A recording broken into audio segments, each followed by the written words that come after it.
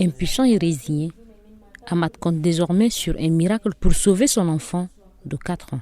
Ce dernier est hospitalisé ici à l'hôpital de Kiabi depuis 24 heures. Mon enfant était très souffrant à la maison et dès notre arrivée à l'hôpital, il faisait trop de diarrhée. Mais maintenant, Dieu merci, ça va mieux avec les médicaments que nous avons achetés. Depuis notre arrivée, c'est nous qui payons les frais des médicaments. Ici, dans cet hôpital, dans le Moyen-Chari, c'est la routine. Des patients passent des heures sans être pris en charge.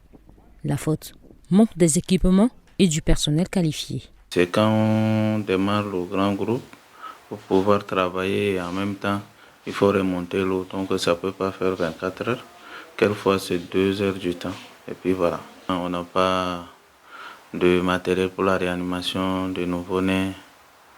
Et il y a beaucoup de manquements, surtout en ce qui concerne la maternité. Mais on fait seulement avec.